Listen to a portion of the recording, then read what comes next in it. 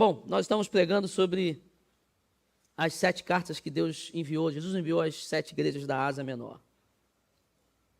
Já falamos sobre Éfeso, Esmirna, Pérgamo e hoje vamos falar sobre Tiatira. E o tema da mensagem de hoje é Tiatira, alertas do Espírito às igrejas. Irmãos, essas mensagens são mensagens confrontadoras. Nós pregamos 4 semanas antes de eu começar essa série de mensagens sobre milagres. Milagre é muito bom, todo mundo quer milagre, né? Queremos viver milagre, queremos viver bênção, e isso tem que pregar mesmo sobre isso, nós temos que viver e buscar isso mesmo. Mas também nós temos que entender aquilo que Deus quer falar com a gente sobre confronto, sobre o que nós precisamos melhorar, aonde nós precisamos acertar, porque nós sempre teremos, sempre não, né? Até Jesus voltar, nós estaremos num processo de melhora. Depois, nós vamos para um lugar onde não vai ter mais dor, sofrimento, não vai ter mais pecado, e aí sim, vai ser só alegria. Mas aqui, nós precisamos de confronto. A igreja precisa receber cartas do Senhor, né? E ela já recebeu, é a Bíblia. Você precisa ler essas cartas e praticar. Por isso, nós vamos ler agora aqui Apocalipse, no capítulo 2, a partir do versículo 18. Eu quero convidar você a abrir sua Bíblia ou acompanhar a leitura comigo. Em Apocalipse, no capítulo 2, a partir do versículo 18. E a Bíblia diz assim: ao anjo da igreja em Tiatira, escreva. Essas são as palavras do Filho de Deus, cujos olhos são como chama de fogo e os pés como bronze reluzente. Conheço as suas obras, o seu amor, a sua fé, o seu serviço e a sua perseverança, e sei que você está fazendo mais agora do que no princípio. No entanto, contra você tenho isto: você tolera Jezabel, aquela mulher que se diz profetiza. Com os seus ensinos, ela induz os meus servos à imoralidade sexual e a comerem alimentos sacrificados aos ídolos. Dei-lhe tempo para que se arrependesse da sua imoralidade sexual, mas ela não quer se arrepender. Por isso, vou fazê-la adoecer e trarei grande sofrimento aos que cometem adultério com ela, a não ser que se arrependam das obras que ela pratica. Matarei os filhos dessa mulher. Então, todas as igrejas saberão que eu sou aquele que sonda mentes e corações, e retribuirei a cada um de vocês de acordo com as suas obras. Aos demais que estão em Tiatira, a vocês que não seguem a doutrina dela e não aprenderam, como eles dizem, os profundos segredos de Satanás, digo: não porei outra carga sobre vocês. Tão somente apeguem-se com firmeza ao que vocês têm, até que eu venha. Àquele que vencer e fizer a minha vontade até o fim, darei autoridade sobre as nações. Ele as governará com um cetro de ferro e as despedaçará a um vaso de barro. Eu lhes darei a mesma autoridade que recebi, a autoridade de meu Pai. Também lhe darei a estrela da manhã. Aquele que tem ouvidos, ouça o que o Espírito diz às igrejas. Glória a Deus por sua palavra. Irmãos, as 7 igrejas da Ásia, a igreja de Tiatira é ou a cidade de Tiatira é uma das menos importantes. Ou uma cidade comum. Não era igual a Éfeso, né? Pérgamo, cidades cosmopolitas, cidades com muitos comércios, cultura, muitos templos. Não. Tiatira é uma cidade comum. Mas em Tiatira havia um polo de indústrias de lã e de tinturas, com algumas associações, para que essa indústria, né, ou esse comércio fosse mais forte. E essas associações, elas tinham costumes, elas tinham representantes, pessoas que iam buscar novos comércios, né, novas relações comerciais, buscar novos compradores. E essas associações tinham alguns movimentos. Por exemplo, na cidade de Filipos, nós temos a citação de Lídia. Lídia, provavelmente, era uma das representantes ou trabalhava em alguma dessas associações. Então, essas associações buscavam, né, sair de Tiatira e fazer comércio, e transformar aquele polo industrial em Tiatira num polo mais forte. Só que essas associações também tinham algumas programações, almoços, reuniões, festas, e dentro dessas festas, cultos pagãos, orgias, festas com bebedeira, promiscuidade, coisas que aconteciam na reunião desses comerciantes, desses trabalhadores, dos donos, e isso envolvia a cidade, porque a cidade girava em torno desse polo industrial. Outro fato interessante é que lá em Tiatira não havia, como por exemplo em Éfeso, Pérgamo, Esmirna, muitos judeus.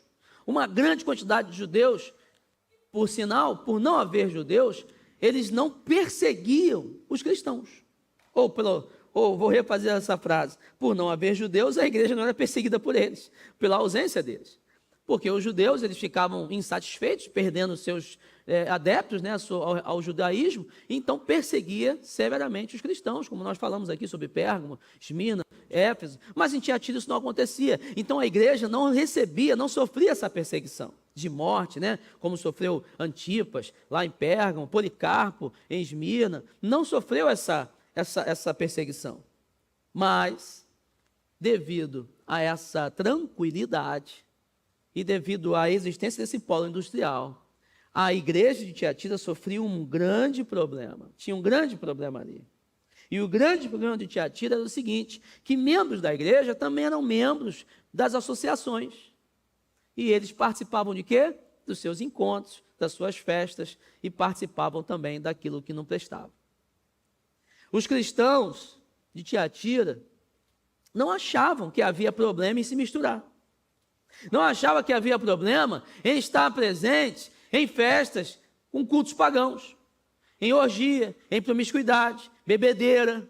Eles achavam que estava tudo bem, por quê? Ora, é o meu meio, eu tenho que fazer negócio, se eu não for lá, eu não vendo, eu não conheço outro comprador, eu vou sair dessa associação, então não posso expor mais meu produto. É normal, é da vida. É o meio onde eu vivo. Sabe, aquela reunião que você faz trabalho ali, que vai o superintendente, vai o vendedor, sabe, o comprador, aí você tem que estar lá, mas talvez eles marcam no prostíbulo. É mais ou menos isso. Era isso que acontecia em Tiatira. Esses cristãos, eles começavam a querer legalizar ou achar que isso era normal. Em Éfeso, como nós estudamos, a igreja combatia o paganismo. Já em Pérgamo, o paganismo era aplaudido por alguns da igreja. Em Tiatira, a igreja estava tentando oficializar o paganismo. Não, isso é normal. A gente vem para o culto domingo, mas durante a semana trabalha, reunião, vai na festinha, participa das coisas que tem que participar, porque aqui é assim. É como se a gente falasse, nós vivemos no Rio de Janeiro, tem carnaval, tem bebedeira, tem droga, tem promiscuidade, prostituição. A vida é assim mesmo, porque o Rio de Janeiro é assim. Só que Jesus, ele estava alertando Tiatira sobre essas ações do dia a dia, sobre essa normalidade que para eles existia, assim como Jesus alerta também a nossa igreja, para a normalidade que existe nos nossos dias e talvez esteja levando a gente para caminhos ruins. E nós precisamos ficar atentos também sobre os alertas que o Espírito Santo tem para a nossa igreja nos dias de hoje. Por isso, quais são os alertas que o Espírito Santo tem para nos dar como igreja hoje?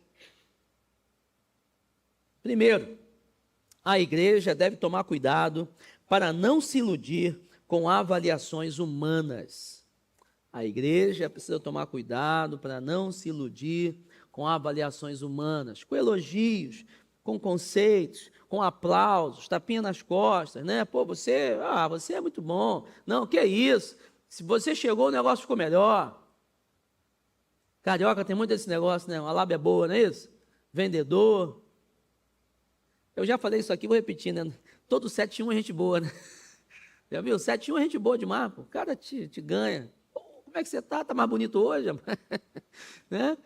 A gente tem que tomar cuidado com isso, para não se iludir com avaliações humanas. O versículo 18 falou assim, aonde de Tiatira, escrevo, estas são as palavras do Filho de Deus, cujos olhos são como chama de fogo e os pés como bronze reluzente. Bom, seguindo um padrão, Jesus sempre se apresenta, ele exorta, elogia, exorta e ele dá uma promessa.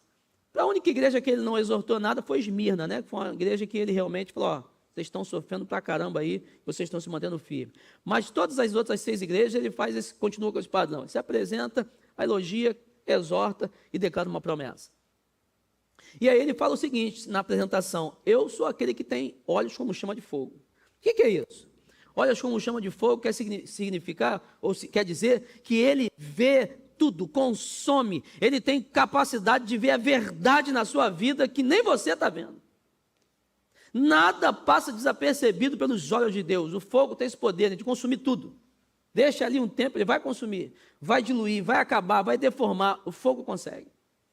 E Deus, quando olha para nossas vidas, olha para a igreja, ele vê cada detalhe. Sabe alguém que olha, que consegue olhar, está sujo ali, está defeito e tal? Então Deus é assim. Ele olha para a tua vida e ele vê tudo. Ele consome tudo. Ele pode saber tudo que está errado numa fração de segundos. Ele vê e analisa a sua vida. Mas ele continua, pés como bronze reluzente. Opa! Por que ele se apresenta dessa forma? Porque ele está dizendo o seguinte, eu vejo o que tem de errado na sua vida e eu posso esmagar isso e aniquilar aquilo que está de errado em você. Ele vê tudo que está de errado e consegue resolver, consegue matar, consegue tirar, consegue extirpar, consegue aniquilar aquilo que está de errado na tua vida, na sua conduta. Agora, ele elogia. Elogia a perseverança, o serviço, o amor, a fé. Mas depois disso vem um contudo. Vem um todavia, vem um porém. Assim, olha, mas tem um negócio que eu tenho contra você. Irmãos, se tem um negócio que é chato nas nossas vidas, é isso, né? Quando alguém vem falar com a gente para criticar a gente. A gente está conversando com alguém e a pessoa fala, não, mas eu tenho que te falar um negócio. Você fez isso aqui assim, assim, errado. Ó, você é muito legal, mas aqui, você está errando nisso. Não gostei dessa palavra, essa tua atitude não está legal. Ó, você precisa melhorar nisso. E há pessoas que têm dificuldade extrema com esse negócio. Serem criticadas. Talvez que a mãe e o pai criticaram demais. Não seguiram o exemplo de Jesus aqui. Jesus usou aqui nas cartas do Apocalipse, o exemplo aqui é a técnica do pão, carne e pão. Já viu essa técnica do pão, carne e pão? Jesus chega, ô Hugo, você é um cara bom, rapaz. Você está com o cabelo mais branquinho aí? Tá bonitão. Mas, ó, você tem um negócio aí que eu preciso te criticar. Isso, isso, isso. Não, mas você está indo bem. Mas você está indo bem em outras áreas também. Ou seja, pão, elogio, critica, bota a carne e o outro pão. Hambúrguer. O pão, carne e pão. Elogiou, criticou, elogiou depois. Jesus seguiu isso aqui, essa mesma técnica. Mas talvez você não. Seu pai e sua mãe só crítica, só crítica, só crítica. Aí você se traumatizou. Ninguém pode falar nada de você que você já fica chateado. Não, ninguém pode falar de mim, não. Quem é você para falar de mim? Mas não, crítica é do jogo. Nós temos que receber crítica. Nós temos que contar com pessoas, com amigos, com pais, com irmãos, que vão chegar para a gente e vão falar, ó, você não está fazendo bem isso aqui. Isso aqui não foi legal. Ó, você falou com a sua esposa aí, não foi bom. Você tem que melhorar. Nós precisamos receber elogios? Sim. Todas as vezes que você for criticar alguém, siga o exemplo de Jesus. Elogie primeiro, mas critique. Fale o que tem que ser acertado, que tem que ser corrigido. Né? Mostre que você ama, que você está vendo as coisas boas, mas critique, porque criticar também é uma forma de amar a pessoa. Critique para ela melhorar. Nós precisamos ouvir pessoas que querem nos ajudar. Por isso, ouça a voz do seu pastor. Eu estou aqui como profeta na vida de vocês. Mas essa palavra tocou o meu coração primeiro. Pensa numa pessoa que não quer errar. Sou eu, não gosto de errar. Mas eu sei que alguém tem que me criticar. Você sabe o que eu aprendi com um homem muito sábio que me ensinou isso? De vez em quando eu faço isso. Eu pego pessoas muito próximas minhas, íntimas mesmo, que eu sei que gostam de mim, que me querem bem, e que estão abaixo de mim numa cadeia hierárquica, né? São meus liderados. Aí eu sento com eles e falo assim, ó, queria que vocês me falassem o que eu preciso melhorar. Aí, às vezes, a pessoa olha para mim e fala assim, mas como assim, pastor? Me critica. Fiz alguma coisa errada, falei alguma coisa que não devia, eu estou sendo muito intenso num lugar, estou sendo omisso no outro. O que eu estou fazendo que está errando na sua visão? Aí, às vezes eu falo isso com algumas pessoas, elas ficam assim, mas para falar mesmo? Né? Vai me mandar embora não? Não, pô, aqui é neutralidade. O que você falar aqui, eu vou ouvir para refletir. E aí a pessoa começa a falar. Por quê? Porque eu quero saber, poxa, o que eu estou fazendo de errado? E a pessoa com quem eu convivo é melhor que pode fazer isso por mim. Há pessoas que não estão escutando mais seus cônjuges. O marido quer falar para a esposa, poxa, se você fizesse isso, seria tão bom. Se a mulher falasse, se o homem falasse para a mulher, ô, esposa, mas você podia fazer dessa forma? Ó, tem um negócio aqui que você não fez mais. Poderia repetir isso aqui? Gostei tanto disso. A casa ficava melhor quando você fazia isso.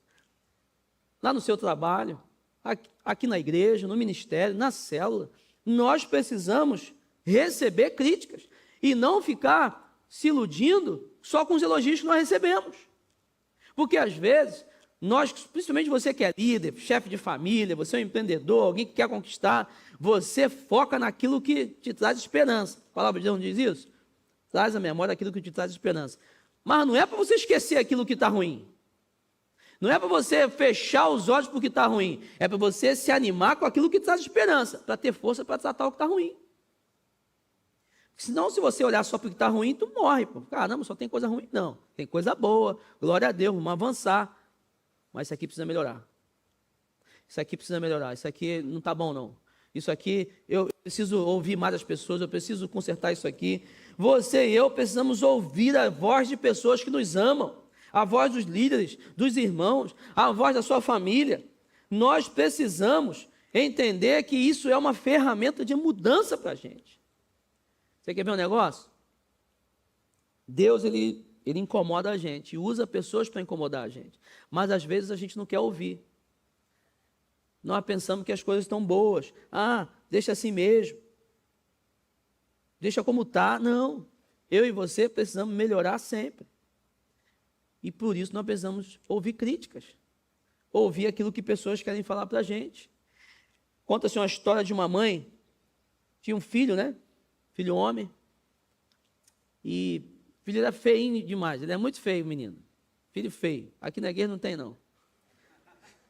Davi vai ser usado como cobaia de novo.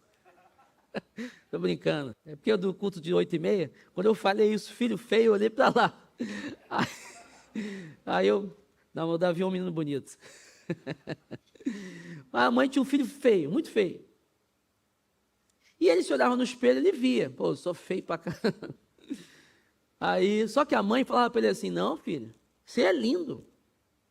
Você é lindo demais, você é o menino mais bonito que existe. Acredita nisso? Aí ele, tá bom. Aí a mãe falou para ele assim, ó, porque você é lindo, você tem que casar com uma mulher linda, mas escolha a mulher mais bonita que tem para você casar.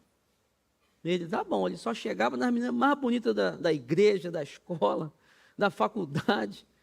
Diz a história que ele não conseguiu não, morreu solteiro mesmo. Ele não conseguiu casar. Ele não conseguiu casar, infelizmente. E a gente está assim. Muitas das vezes nós estamos assim, sendo iludidos, porque pessoas ficam falando mentiras para a gente. Você que é feinho, olha para mim aqui, por exemplo, eu casei com uma mulher bonita, né? E eu sou feinho, então tem chance para você, né? Mas, às vezes nós estamos assim, não, pô, você está bem, continua, não está bem. Tem alguém que não quer falar a verdade para você? Não quer ficar mal com você? Aí tá, não, pô, teu trabalho tá bom. Não tá nada, tá feio pra caramba. Tá horrível. Podia melhorar. Mas você está se iludindo com elogios, com pessoas que não têm a coragem de criticar você. E você está achando que está tudo bem. Né? Eu tenho, por exemplo, Deus tem me cobrado já há um tempo. Né? Eu estou melhorando. Eu vou melhorar mais ainda, que é o quê? Saúde.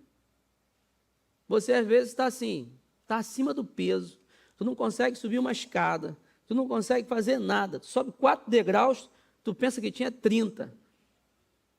Aí você está achando que está bem, e as pessoas, não, você está bem nada, pô. Daqui a pouco tu tem um troço aí, tu parte. Essa é a verdade, né? E aí você precisa olhar para a vida e falar assim, não, alguém tem que falar a verdade para mim, alguém tem que me criticar, alguém tem que falar assim, olha, não, você não está bem, você tem que fazer assim, assim, assado, comer melhor, você tem que se exercitar, você tem que ir ao médico, você tem que fazer coisas boas. Talvez é o seu casamento, você não está feliz, e aí você pensa, não, pô, pastor, meu casamento está bom, tenho 30 anos de casado, 20 anos de casado, 15 anos de casado, 10 anos, mas o teu casamento não está bom. Você namora com a tua esposa quantas vezes no mês? 2 vezes no mês. Pô, você está louco? Casamento não existe mais. Você não sai com a tua esposa, você não tem tempo com a tua família, o casamento não está bom, mas você está achando que está bem. Teu filho não fala mais contigo direito, você não sabe o que está acontecendo na tua casa, o trabalho não está indo bem, você não está bem. Alguém tem que chegar para você e falar assim, ei, vamos melhorar? E às vezes nós estamos nos contentando com elogios que o mundo tem falado para a gente. E a mesma coisa é a igreja, das atividades da igreja. Às vezes você chega, nossa, o louvor foi tão bom, né? Tudo bem, o louvor foi bom, mas as células estão indo bem? Está tendo convite? Está tendo evangelismo? Cuidado, discipulado? Está tendo engajamento? As crianças estão sendo bem cuidadas? Tem muita coisa que a gente precisa melhorar. E nós precisamos receber as críticas, não só os elogios, para que a gente não fique iludido, igual esse rapazinho, que infelizmente não casou, porque foi iludido pela mãe. Se ele olhasse assim, né? Sou tão bonito assim também não, vamos baixar a bola, vamos pegar um nível mais baixo, ele ia conseguir. Mas a gente pode estar caindo nessa armadilha que o diabo tem plantado contra a gente está se iludindo. Não, minha vida com Deus está boa, eu venho domingo na igreja, eu até dizimo. Está bem mesmo? Quanto tempo você passa com Deus? O que de Deus você recebeu essa semana? Que palavra de Deus você tem para compartilhar com alguém que você recebeu essa semana?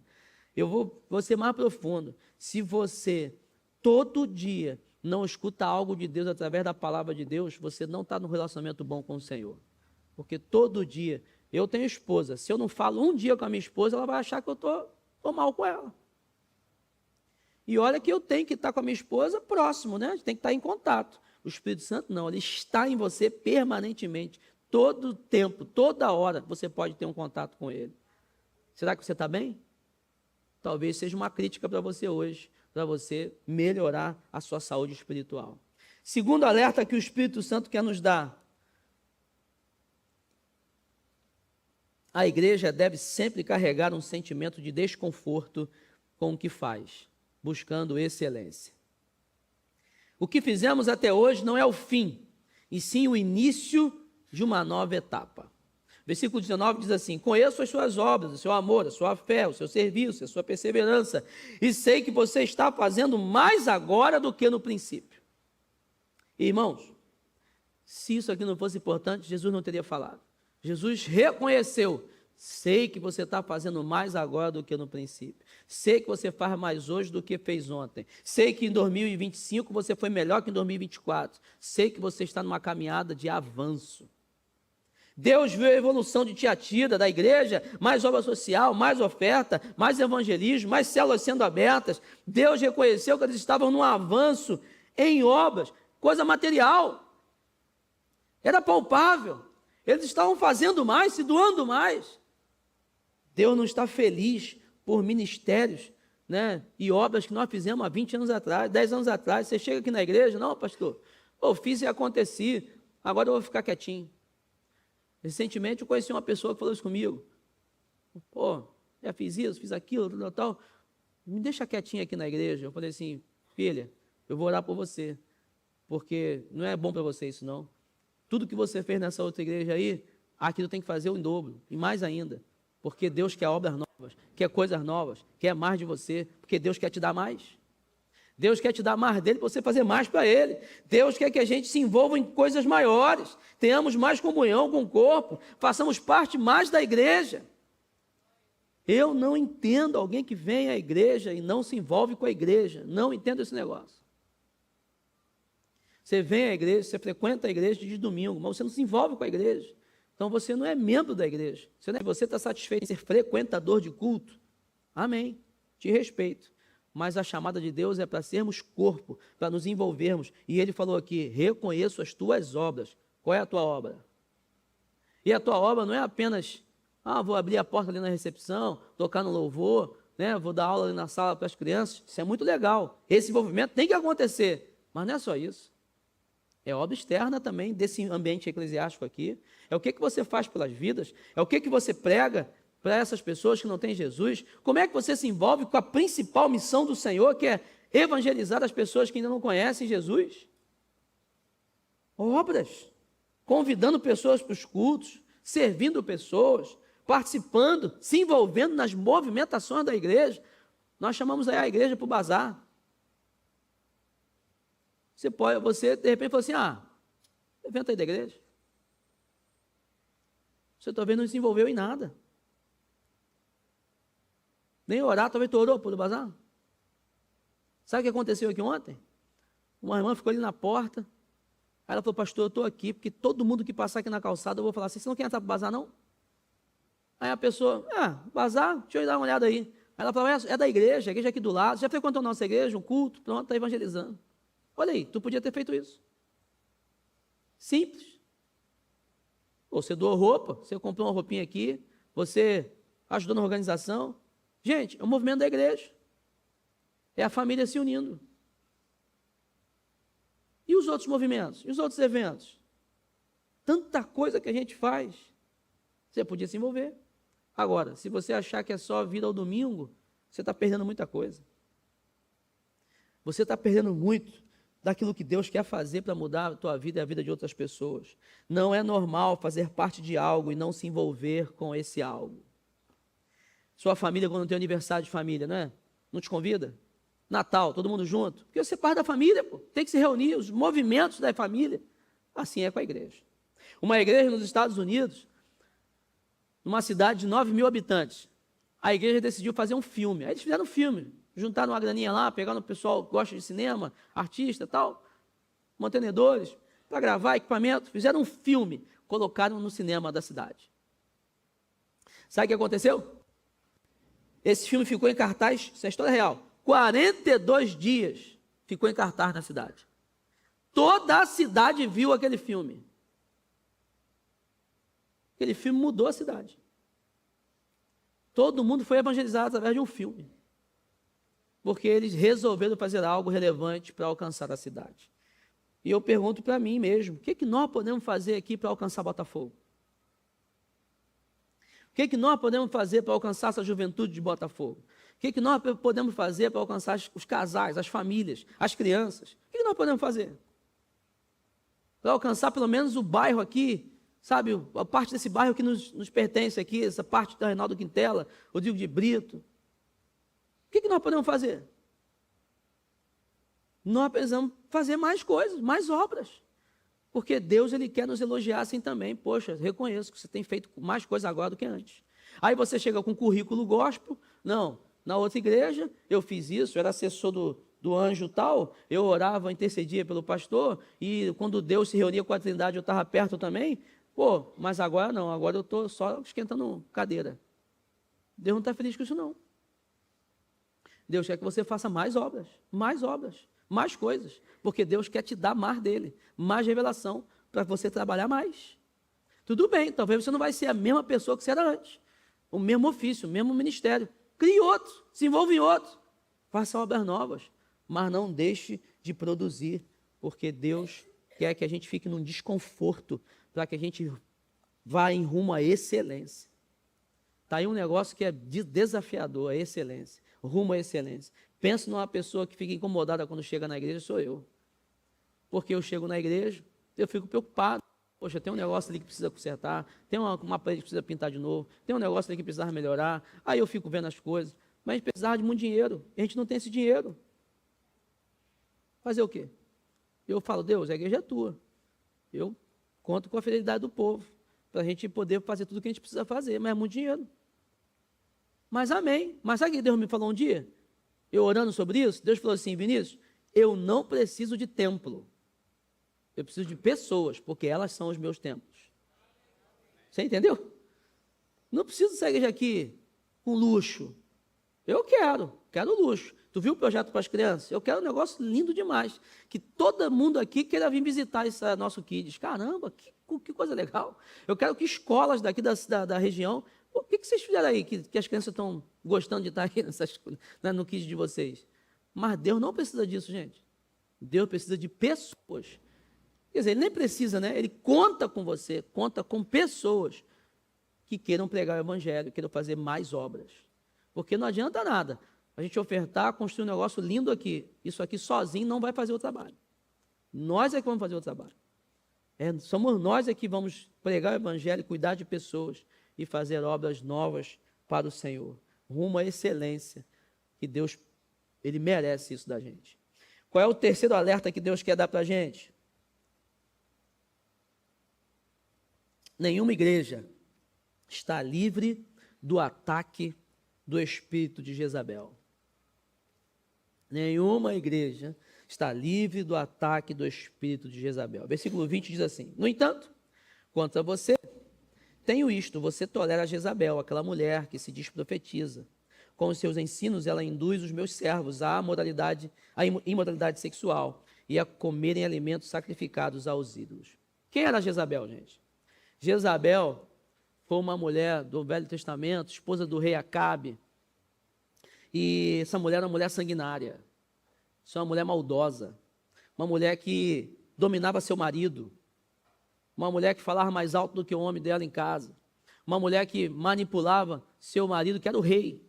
E ela calava a boca dos profetas. Foi o que ela fez com ele, tentou fazer com Elias. Essa mulher foi uma mulher que Deus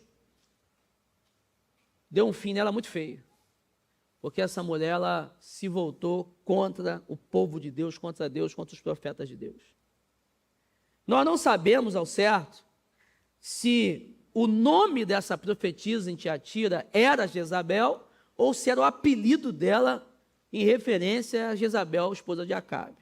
Certo é que essa mulher aqui em Tiatira era de fato uma profetisa. Era alguém que profetizava na igreja, que tinha dons, que tinha manifestações espirituais. Era alguém que chamava a atenção da igreja. Porque como ela iria chamar a atenção da igreja sem manifestações espirituais, sem palavras, sem profecias? Era uma mulher que tinha algo que parecia que era de Deus, mas na verdade era falso. Ela ia, provavelmente essa mulher aqui, diz os estudiosos, que ela também ia para esses almoços, para essas reuniões das associações, das indústrias.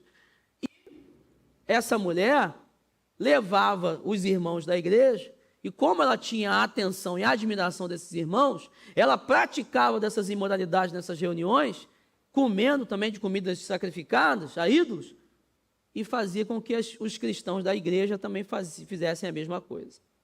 Ela estava corrompendo a igreja através de um status que ela havia conseguido por ser profetisa e induzindo a igreja a um erro. Assim era essa mulher que fazia das suas artimanhas para seduzir e corromper pessoas para caminhos errados na igreja. Mas como é que o espírito de Jezabel entra na igreja? Como é que ele entra nos dias de hoje? Jezabel é conhecida por desbancar a autoridade, por não se submeter à autoridade, por calar a boca de profetas, não respeitar lideranças. Jezabel é conhecida por fazer movimentações contrárias à visão da igreja. Você quer ver como é que isso acontece dentro da igreja? Porque às vezes não é uma pessoa, não. Eu não estou falando que pode ser uma pessoa, às vezes tem uma pessoa que quer acabar com a igreja. Mas às vezes não é uma pessoa, às vezes é um movimento em que o espírito de Jezabel está incentivando esse movimento a acontecer. Você quer ver um exemplo? Bom, eu marco aqui uma reunião de liderança. Ó, fazer uma reunião de liderança, segunda-feira à noite. Aí você é líder. Aí você fala assim, pô. Amanhã eu acordo muito cedo. Depois eu pego aí o que o pastor falou. Isso é desobediência. Isso é falta de honra. Aí você, que é líder, você está numa célula. Você é líder de uma célula. Aí eu falo assim, vamos fazer uma reunião com Atitude Vision. Inclusive vai ter amanhã à noite, 10 da noite. É online, 30 minutinhos. Atitude Vision. Aí eu marco Atitude Vision aqui presencial, comida, a gente faz uma comunhão aqui, uma vez por semestre a gente faz isso. Todos os líderes auxiliares vêm para cá, a gente faz uma segunda-feira de comunhão, alinhamento. Aí você vai e marca uma confraternização da sua célula para o dia do Atitude Vídeo. Ih, pastor, não vai dar para eu ir não, porque eu marquei o negócio da célula. Isso é desonra, desobediência. Aí a igreja faz um evento de Natal, cantada de Natal. Cantada não, né? Desculpa, né? Porque eu sou antigo. Musical, né? Musical de Natal. Poxa, o pessoal se preparando, a gente evangelizando, trazendo pessoas. Aí você fala assim, não, eu vou fazer a minha festa de Natal da célula, vai ser nesse dia também. Agora até você pode, né? Porque são 2 dias, você pode fazer um, vem no outro. Mas aí você está fazendo o quê? Você está agindo contra o movimento da igreja. Gente, e às vezes você nem percebe. Eu acredito nisso. Às vezes a pessoa nem faz por maldade, mas ela nem percebe que o espírito de Isabel está incentivando ela a ser contra a igreja. Tem uma visão na igreja, tem um propósito, tem um objetivo.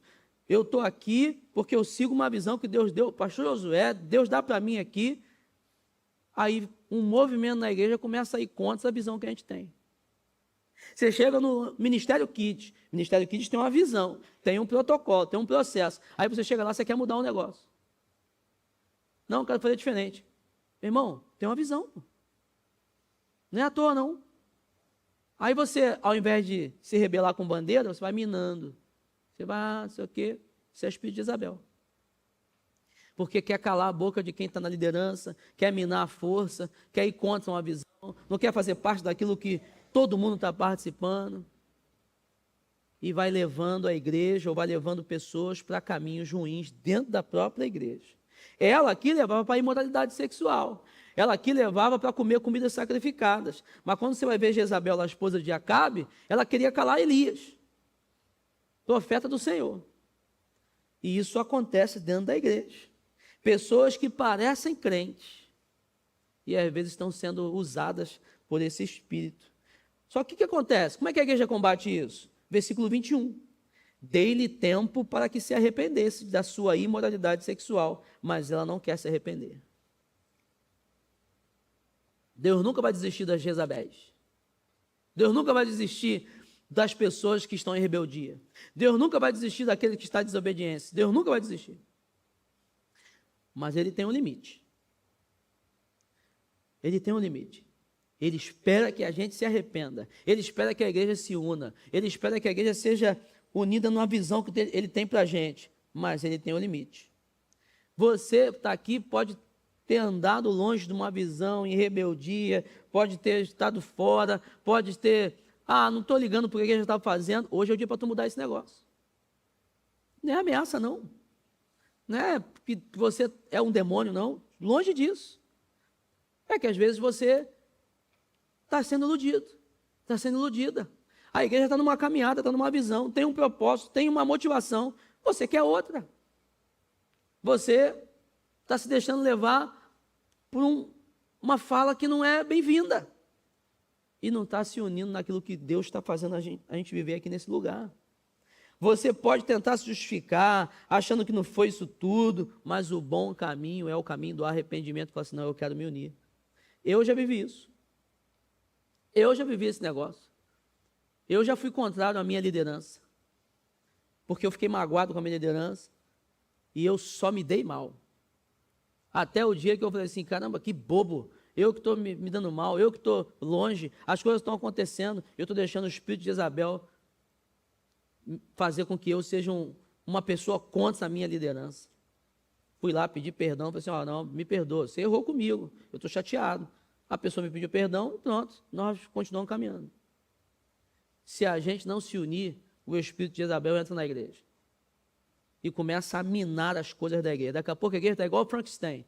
Um quer ir para um lugar não, o Frankenstein é tudo esquisito, né?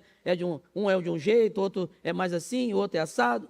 A gente tem que ser um corpo só, unido, mesma fala, mesmo propósito, um só pensamento.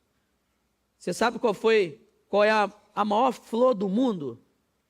É uma flor chamada Titanaron. É uma flor da floresta da Sumatra Ocidental.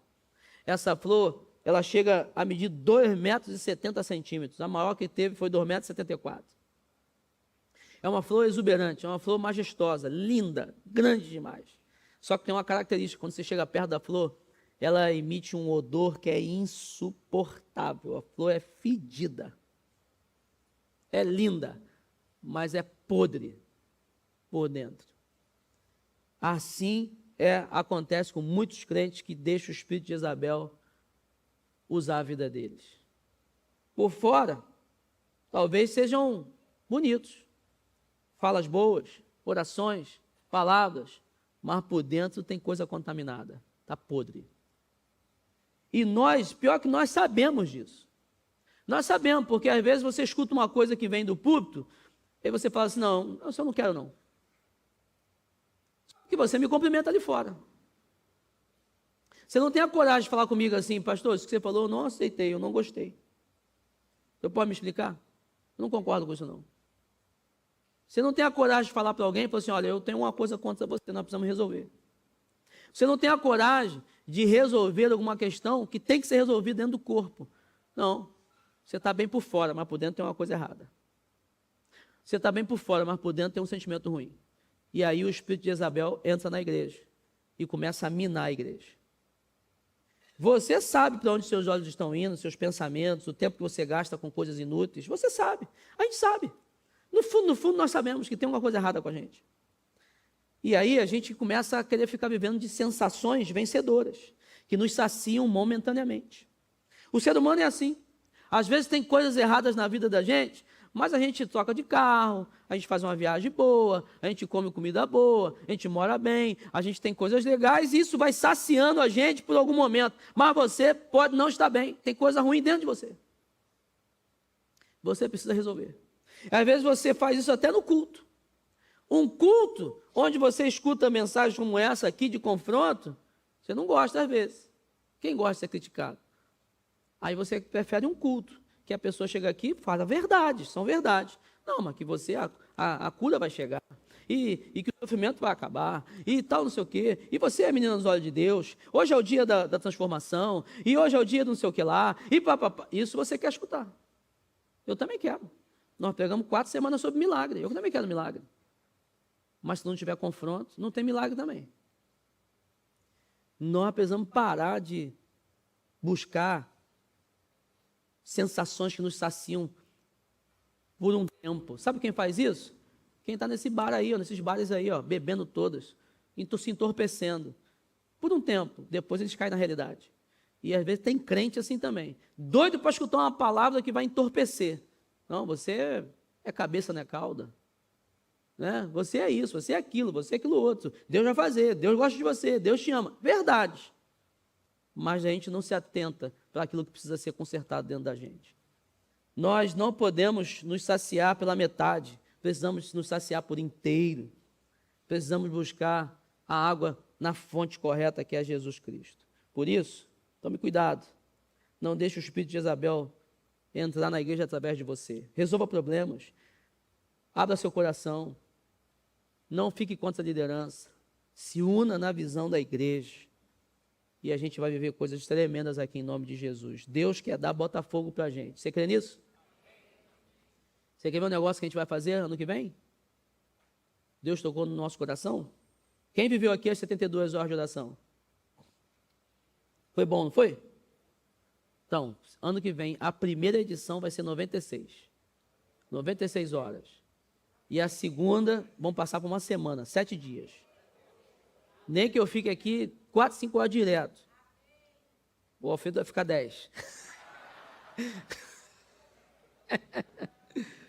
Mas nós vamos viver algo sobrenatural aqui em nome de Jesus. Nós vamos nos unir em oração. Nós vamos batalhar, nós vamos ganhar Botafogo em oração. Nós vamos botar os pés na terra que Deus já nos deu. Em nome de Jesus. Amém? 4º lugar e último, quais são os alertas que o Espírito Santo nos dá como igreja? O maior desafio da igreja não é aprender mais, e sim viver o que já aprendemos. O maior desafio da igreja não é aprender mais, e sim viver o que já aprendemos.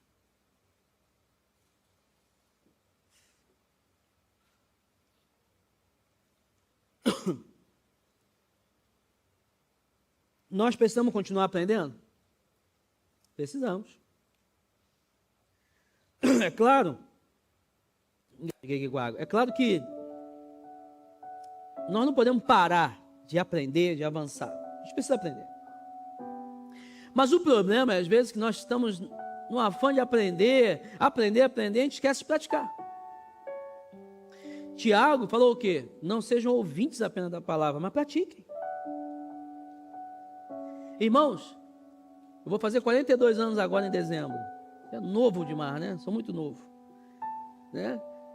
Só que eu sou cristão desde criancinha. E eu sou daquela época em que crente não falta culto. Por isso que eu sinto muito a sua falta quando você não vem na igreja. Eu não entendo. Porque domingo para mim é dia de ir para a igreja.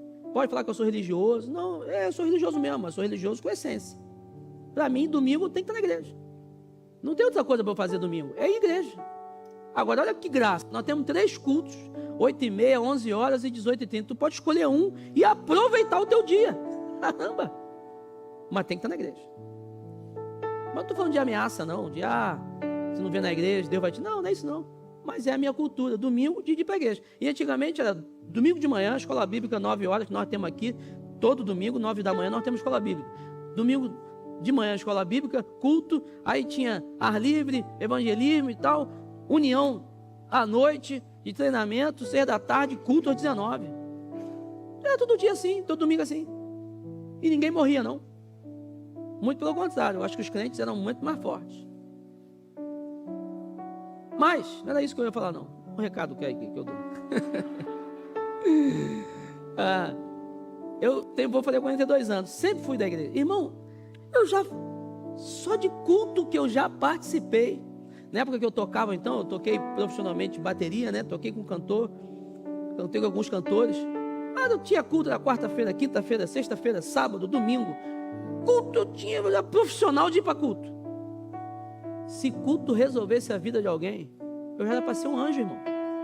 Santo. Já era para ser alguém que Deus fala assim, caramba, mas isso é muito culto que esse rapaz já assistiu. Mas o que muda a vida da gente não é o culto, é o que a gente aplica através daquilo que a gente aprende nos cultos, na Bíblia, na escola bíblica, na união, no treinamento, no discipulado. O que vai mudar é o seu poder de aplicação. O que muda a vida da igreja é quando ela aplica aquilo que ela já sabe. Eu tenho falado aqui alguns domingos, né? Sobre convidar pessoas. Você precisa convidar pessoas, porque a gente está aprendendo coisas, a gente está engordando, a gente não compartilha com ninguém. Se a igreja começasse a colocar isso em prática, nós íamos ter que refazer o projeto que não ia caber tanta gente aqui. Mas a igreja não coloca em prática. Convidar pessoas. Todo domingo você ouve desse púlpito que é importante você ler Bíblia e orar. Eu não vou pedir para você levantar a mão, mas você lê Bíblia e ora todo dia? Talvez você não está conseguindo aplicar isso. O problema nosso não é ouvir, não é aprender, é praticar, é colocar em prática. Nós sabemos qual prioridade devemos ter em nossas vidas. Nós sabemos, Jesus Cristo. Mas se olhar bem para a tua vida, será que Jesus Cristo é a prioridade mesmo? Nós sabemos que tais amizades não são boas para a gente, companhia, lugares. Matar você lá com essas pessoas de novo. No mesmo ambiente. Você sabe que conselhos errados, ideologias aí que o mundo prega não são bem-vindas para a gente. Mas tu se posiciona contra? Está combatendo esse negócio? Ou tu é omisso lá no teu trabalho quando alguém fala um negócio que sabe que é uma ideologia do inferno e você não fala qual é a ideologia do céu? Nós não estamos praticando as coisas que a gente aprende. Esse aqui é o problema da igreja. É 2, né? Versículo 25 diz assim: tão somente apeguem-se com firmeza ao que você tem, até que eu venha. Jesus podia falar assim: vocês têm que aprender muito mais. Nossa, vocês estão muito fraquinhos. Não, vocês já sabem muito. Vivam o que vocês sabem. Já está suficiente. Se vocês só praticaram aquilo que vocês já sabem, vocês vão dar um show. Vocês vão perceber que muita tristeza que vocês estão vivendo aí, muito cansaço, falta de propósito, vazio, é porque vocês não estão aplicando o que vocês já sabem. Estão buscando, correndo aí atrás do rabo, igual o cachorro faz, né? Correndo atrás do vento. Estão querendo coisas a mais na vida que não precisam. E aí, vocês estão ficando um pouco tristes, frustrados, porque não vão alcançar. Ou quando alcançam, querem mais. Porque a gente não é saciado, né? Não é saciável, a gente quer sempre mais. Deus estava falando para a gente: nós temos que nos apegar ao que nós temos hoje. E viver o que nós temos hoje. Nós sabemos que temos que ser menos apegado a dinheiro. Nós sabemos, mas basta falar de dinheiro que você talvez, dinheiro vai faltar. Isso daqui a 3 meses, isso daqui a 10 anos. Será mesmo que você não é apegado a dinheiro? Eu não estou falando para você não ligar para dinheiro, tem que ligar, tem que trabalhar, tem que sustentar, claro. Mas você sabe da teoria, talvez não consegue colocar em prática. Sabemos que temos que ser mais mansos, mais cordiais, mais apaziguadores. Mas talvez é isso que falta na gente, mansidão. A gente é muito raivosozinho, muito nervosinho. Sabemos que temos que ter vida devocional todos os dias, que temos que investir na família, que temos que ter tempo para quem nos ama e quem amamos. Mas você coloca isso em prática. Aí tu chega no fim de semana e fala assim, não, a semana foi muito violenta, muito trabalho, não tive tempo de estar com os meninos, mas eles entendem. Entendem nada, estão sofrendo demais. Nós sabemos das coisas. Não tem ninguém inocente. E esse é que é o problema. Porque se não tem ninguém inocente, Deus vai cobrar da gente. Nós sabemos muita coisa de muita gente. Tem gente aí que sabe que o famoso se separou. Tem gente aí que sabe todas as pessoas que vão para o próximo Big Brother, que sabe o que está acontecendo em tanto lugar do mundo. Mas vou te falar, tu sabe quem foi o grande general do rei Davi? Tu sabe quem foi Dorcas? Quem foi Diótrefes? Quem foi Gaio? Tu sabe o que esses caras fizeram? Tu passa tempo com a Bíblia para aprender e praticar aquilo que eles também fizeram, praticaram, foram homens e mulheres de Deus relevantes dos seus tempos, porque eles praticaram, porque eles saíram do ostracismo, falaram, não, calma aí, eu vou fazer alguma coisa, eu vou ser relevante. Nós precisamos nos arrepender, gente. Sem arrependimento não há perdão, e sem perdão não há intimidade com Deus. Eu falo assim, olha, eu estou fazendo muito pouco, eu não estou praticando aquilo que eu sei. Tem que parar de dar desculpa. Se nós tivermos intimidade, vamos falar como Abacuque falou. Abacuque, né? Rafinha até citou aqui, a gente nem combinou isso. Abacuque questionou demais, Senhor, você não está vendo, o povo aqui sofrendo e tal, mas eu vou para minha torre de vigia. Né? Uns entendem que era um farol, podia ser um farol, outros entendem que ele podia estar falando assim, vou permanecer orando, firme no Senhor. Aí Deus respondeu, e aí Abacuque falou, vou praticar. Eu estava meio angustiado, mas agora eu vou praticar. O Senhor respondeu, ainda que a figueira não floresça, ainda que a videira não dê o seu fruto, não haja gado, ainda que eu me lasque todo aí, economia do país, sei lá, segurança, não importa, irmão.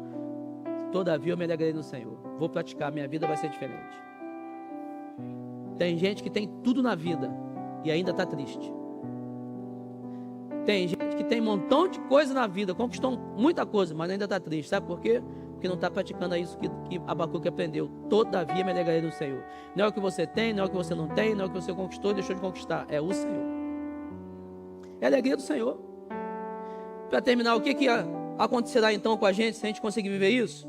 2 promessas. Vamos ter autoridade sobre as nações junto com o nosso Deus. Versículo 26. Àquele que vencer e fizer a minha vontade até o fim, darei autoridade sobre as nações. A Bíblia diz que Jesus vai voltar e vai estabelecer de uma vez por todas o seu reino por toda a eternidade. Já está estabelecido, o reino espiritual, mas ele vai estabelecer porque toda língua, todo joelho vai se dobrar, toda língua vai confessar que ele é o rei dos reis. E ele diz o seguinte, se você estiver com ele, você vai reinar com ele. Vai estar com ele, reinando com ele. Jesus vai falar assim, ei, ô Ricardo, ô Carla, ô Alberto, aqui, como é que está o nosso condado em tal lugar? Nosso reinado está como? E você vai estar, mestre, nós estamos cuidando de lá. O pessoal está indo bem. E você vai ser rei junto com Jesus. Você vai reinar com ele. E tem uma segunda promessa. Versículo 28. Também lhe darei a estrela da manhã. Estrela da manhã é o próprio Cristo. E também a salvação que o Cristo nos dá. Ou seja, o Senhor está prometendo o seguinte: eu vou te dar a presença de Cristo para você viver a eternidade com Ele. Eu vou te dar essa salvação. O Deus Todo-Poderoso está aqui declarando que eu e você podemos ter uma vida santa, íntegra, presente com Ele, usufruindo da vida com Ele, com Jesus, para todo sempre, perto dEle. Nós temos que romper aquilo que nos atrapalha. E nós temos que parar de dar desculpa e começar a realizar coisas maiores, porque essa é a expectativa de Deus para a gente.